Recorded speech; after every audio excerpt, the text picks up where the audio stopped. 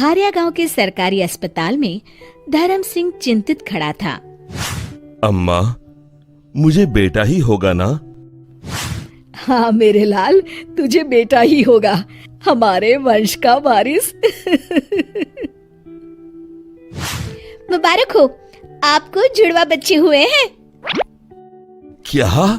दो लड़के? नहीं नहीं, एक लड़का और एक लड़की। क्या?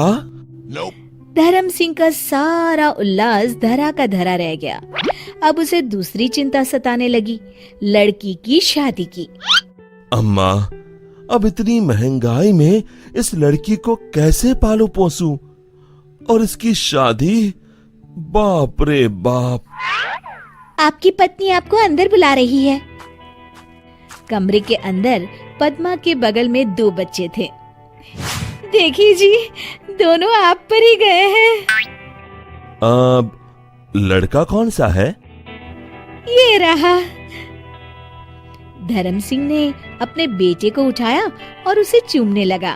कुछ देर बाद, ए जी, इसे भी देखिए ना, इसके नए नक्श कितने सुंदर हैं।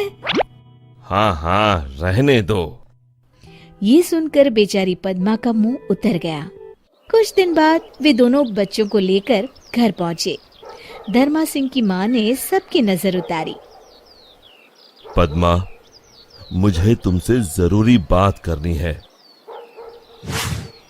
हाँ जी, बोलिए। मैं इस लड़की को अपने एक मित्र को दे रहा हूं।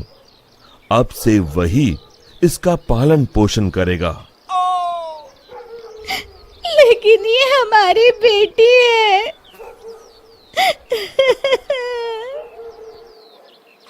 मैं जानता हूं, लेकिन मेरी बात समझने की कोशिश करो पद्मा। इतने महंगाई के जमाने में हम 2 बच्चों को कैसे पालेंगे? ऊपर से ये लड़की है, इसकी शादी ब्याह का खर्चा कहां से लाएंगे?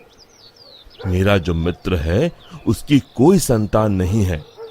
वो हमारी बेटी को बड़े लाड़ प्यार से पालेगा, हमसे भी बेहतर। आप जब इतने बड़े परिवार को पाल सकते हैं, तो क्या आप इस नन्ही की जान को नहीं पाल सकते?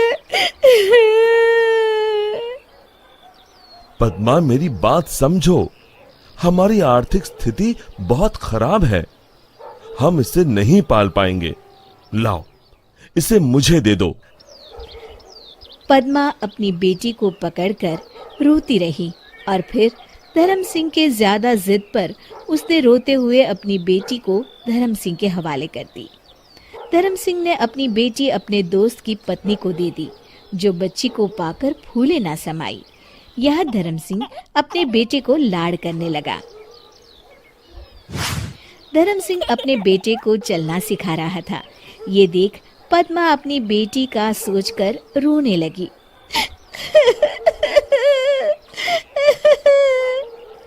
जैसे जैसे धर्म और पद्मा का बेटा बड़ा होता गया, वैसे वैसे उसके लाड़ भी बढ़ते गए। अब धर्म अपने बेटे को कंधे पे गांव भर घुमाया करता था। मुझे चॉकलेट चाहिए, मुझे चॉकलेट चाहिए, मुझे चॉकलेट चाहिए। हाँ हाँ, ये लो। अब 20 साल बाद, बाबा, मुझे फटफटी चाहिए। लेकिन बेटा, तू तो हमारी परिस्थिति जानता है। मेरे सारे दोस्तों के पास फटफटी है, मुझे भी चाहिए। धर्म सिंह ने अपनी पत्नी के गहने गिरवी रख अपने बेटे को फटफटी दिलवाई। फिर कुछ साल बाद बेटे को व्यापार के लिए पैसे चाहिए थे, तो धर्म ने अपना खेत भी लाला के यहाँ गिरवी रख दिया। धर्म ने अपने बेटे के लिए गांव में एक किराने की दुकान खोल दी, जिससे अब उसका बेटा कुछ न कुछ कमा ही लेता था। और फिर बड़े धूमधाम से उसकी शादी भी करवाई। लेकिन ब्याह के बाद लाड साहब के तेवर और भी बदल गए। धर्म का बेटा हमेशा उससे झगड़ता रहता। बाबा, मैंने कहा था आपसे कि मेरे ससुराल वालों को ताने मत मारा करो, लेकिन आपको कहाँ मेरी बात सुननी है।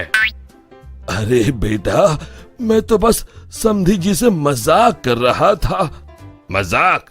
आप उन्हें ताने मार रहे थे। ऐसा कई दिनों तक चलता रहा और फिर एक दिन धर्म सिंह के बेटे ने अपने माँ बाप को उन्हीं के घर से बाहर निकाल दिया। पद्मा रोने लगी।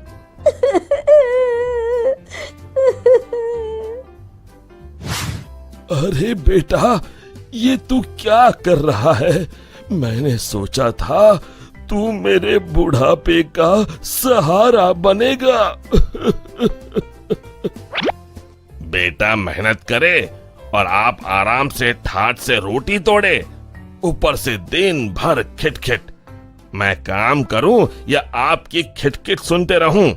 जाइए जाइए, अपना रोना कहीं और रोइए। बेटे की ऐसी कटाक्ष भरी बातें सुनकर धर्म सिंह पूरी तरह से टूट गया। पद्मा ने उसे उठाया और वो दोनों रोते रोते वहां से चले गए। दोनों चलकर एक मंदिर के पास पहुंचे। आपने सुबह से कुछ नहीं खाया, कम से कम प्रसाद तो खा लीजिए। दोनों प्रसाद खाने के लिए प्रांगण में बैठे और वहां पर एक बूढ़ी औरत प्रसाद परोसने आई।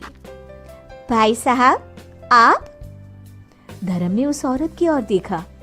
भाई साहब, मैं आपके दोस्त रवि की पत्नी हूँ। आपको याद होगा कि 25 साल पहले आपने अपनी बेटी मुझे दी थी। वो देखिए आपकी बेटी खुशी, आज वो एक डॉक्टर है और साथ ही साथ एक वृद्धाश्रम भी चलाती है। बड़ी ही नेक है आपकी बेटी। ये सुनकर धर्म की आंखों से आंसू बहने लगे। पद्मा ने अपनी बेटी को रोते हुए गले लगा लिया और फिर पद्मा ने उनके साथ हुई सारी घटना बताई। माँ, पापा, आप लोग मुझे वापस मिल गए, मुझे सारी दुनिया मिल गई और मुझे कुछ नहीं चाहिए। आज से आप मेरे साथ मेरे ही घर में रहेंगी। एक तरफ जहाँ धर्म सिंह के बेटे ने धर्म सिंह को घर से निकाल दिया और दूसरी तरफ उसकी बेटी ने उसे अपनाया, जिसे धर्म सिंह ने वर्षों पहले ठुकरा दिया था। शिक्षा, लड़के और लड़कियों